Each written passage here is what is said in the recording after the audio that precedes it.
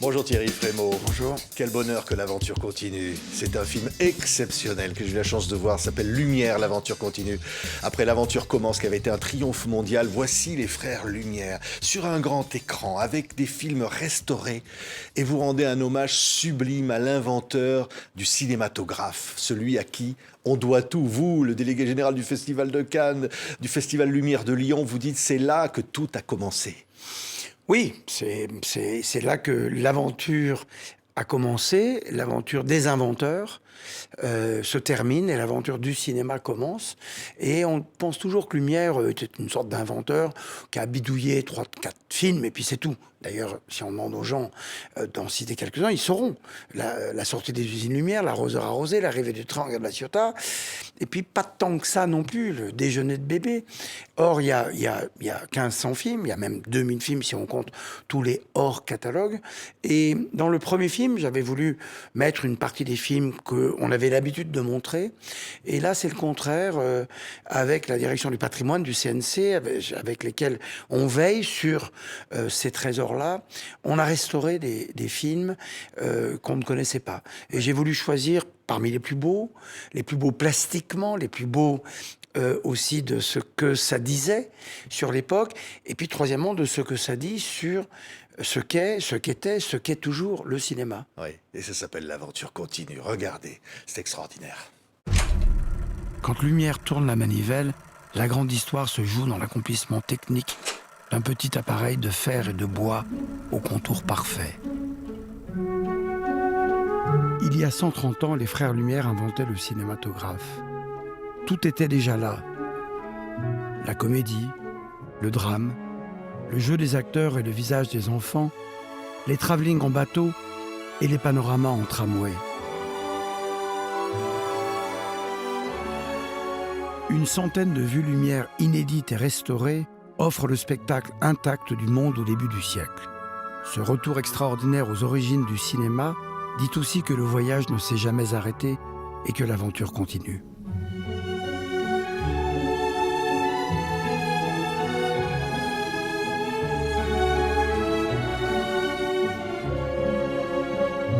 Le cinéma est là d'emblée, tel qu'on le connaîtra toujours.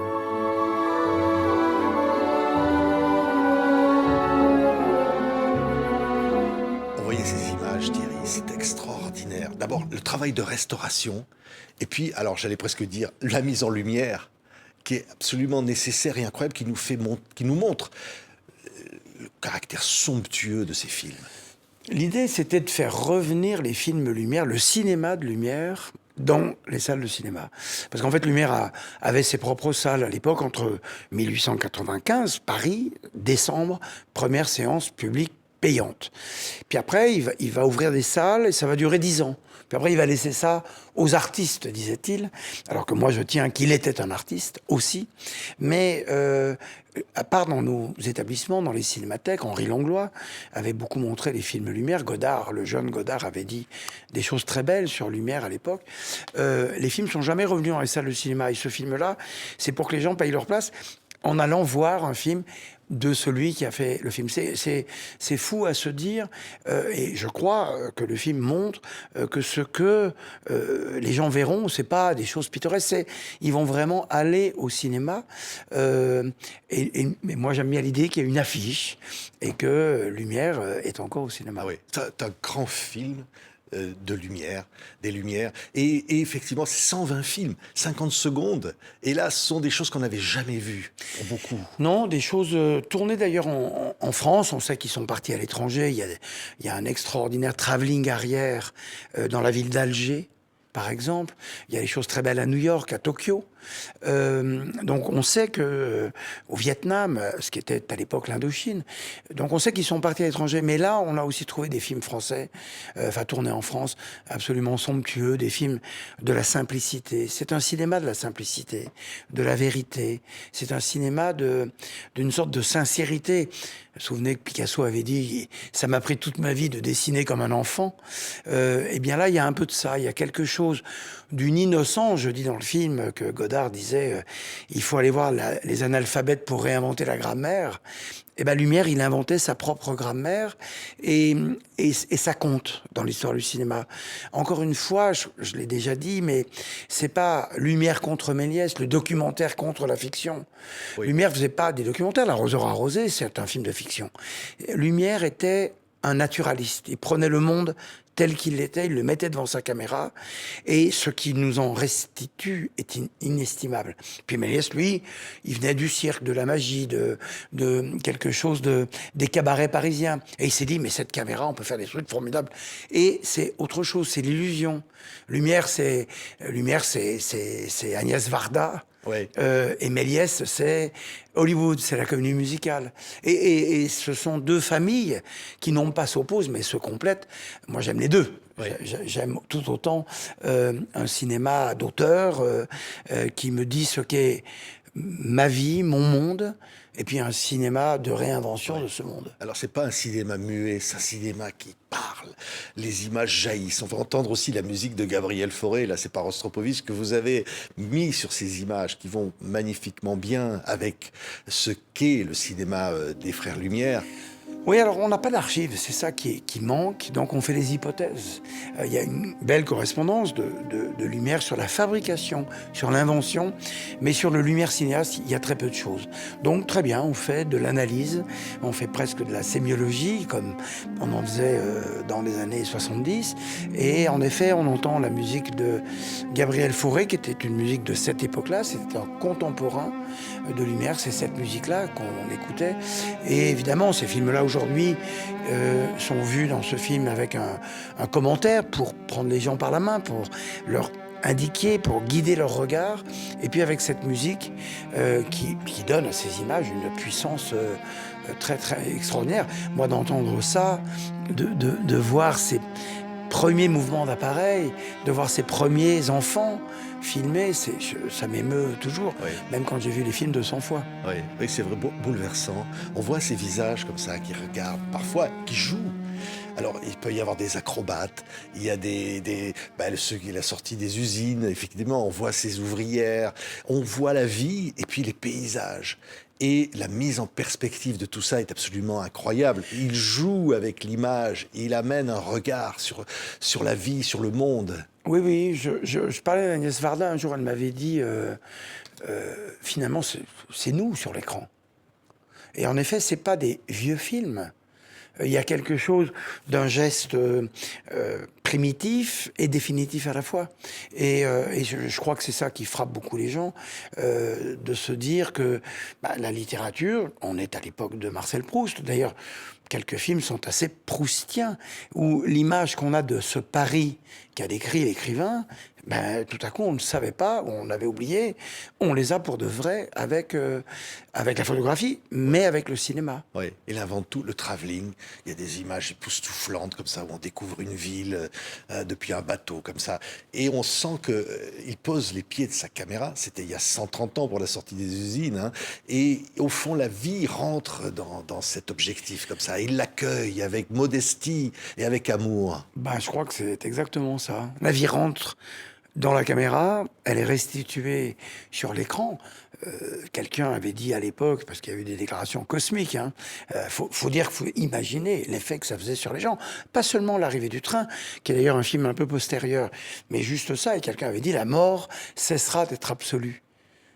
Les êtres qui nous sont chers ne disparaîtront jamais tout à fait, etc., etc. Ce qui est vrai, le cinéma permet de garder cette vie. Aujourd'hui, c'est l'image électronique, c'est l'image digitale, mais les projets sont les mêmes. Bien que le cinéma se soit révélé tout au long du XXe siècle et jusqu'à aujourd'hui, un art éthique. Les Lumières se posent des questions de cinéaste, les mêmes qu'un cinéaste aujourd'hui va se poser, va dire... Où est-ce que je mets la caméra? Qu'est-ce que je veux dire? J'écris comment avec cette caméra? Et je ne peux pas tout dire, tout faire, tout filmer. Le cinéma n'a pas filmé les horreurs du XXe siècle, pas toutes. Quand aujourd'hui, sur Internet, on voit les pires horreurs contemporaines à disposition du public qui n'a pas toujours y compris la capacité à en juger, alors qu'un film de cinéma, il y a un auteur, il y a un scénariste, il y a un producteur, il y a des monteurs, il y a une équipe qui réfléchit à ce qu'on va donner à voir. Ouais. Et Lumière d'emblée a réfléchi à ça. Qu'est-ce que je donne à voir? Eh ben, c'était pas mal. Ouais, ouais. Et j'aime ce mot, l'aventure continue. C'est vrai, une aventure. Il y a même des moments, et on les voit à l'image, Thierry, et c'est beau, les fins de séquence, ça durait 50 secondes, où on voit, il regarde la caméra, ou voilà, où est-ce que j'ai réussi mon truc. Oui, et ça, et- c'est beau, c'est mignon, c'est touchant. Oui, et puis quand on dit l'aventure continue, c'est parce que le premier film s'appelait L'aventure commence. Mais au fond, Lumière, l'aventure continue, on pourrait presque appeler ça le cinéma, l'aventure continue. Parce qu'on est en 2025 et il y a eu le Covid, où toutes les salles du monde entier étaient fermées pour la première fois dans l'histoire. Il y a évidemment la concurrence de la télévision, d'Internet, des plateformes. On en a entendu des trucs sur la mort du cinéma. Non. Alors, la France est précisément un pays très extraordinaire grâce au pouvoir public, grâce aux auteurs, grâce aux spectateurs, aux exploitants. Parce que Lumière invente l'art cinématographique, il le co-invente avec ses successeurs. Il invente aussi l'idée de la salle de cinéma. Ça, c'est une idée à lui. Thomas Edison, son grand rival, dit non, il faut faire des machines individuelles. Lumière dit non, il faut faire sortir l'image de la boîte. Et c'est ce dont les gens avaient envie à l'époque, c'est ce dont on a toujours envie. De sortir de chez soi et d'aller voir le nouveau film d'un tel ou d'une telle. Oui, ce qui est beau, alors allez voir ce film, hein, vraiment. Vous verrez, alors restez après le générique de fin, et tout à la fin, vous verrez le visage de cet homme apparaître, qui a tellement compté pour vous, Thierry. Bertrand Tavernier, publié ses mémoires interrompues, c'est vous qui avez fait la postface, extraordinaire. Il arrive avec son chien sortant de l'usine. C'est la dernière image qu'on a. Oui, parce Ce qu'on a une visage. tradition consistant à demander à tous ceux qui reçoivent le prix Lumière de faire un remake de la sortie des Usines Lumière. Et les ouvrières et les ouvriers sont joués par les personnalités invitées, par des gens du public. Tous les 19 mars aussi, on fait ça à Lyon. Tout le monde vient, les avocats en robe. Chacun veut faire sa sortie d'usine. Et c'est Francis Coppola qui a filmé, qui venait de recevoir le prix Lumière. Et en effet, on y voit plein de gens, dont son épouse Éléonore qui n'est plus là, et dont Bertrand Tavernier, qui n'est plus là non plus, et dont Michel Hazanavicius et Bérénice Bejo, je le dis ici, qui s'embrassent de manière un peu confidentielle, mais on les a bien repérés. Et comme m'a dit Michel, il m'a dit « Mon épouse était consentante ». Merci Thierry Frébeau. Courez voir Lumière, l'aventure continue. Vous allez vous asseoir dans un cinéma et voilà, et ça commence. Et c'est un grand film. C'est le film qui va tout déterminer de cette extraordinaire histoire qu'est le cinéma mondial. Merci beaucoup pour ce voyage. Merci À vous, Thierry Frébeau. merci.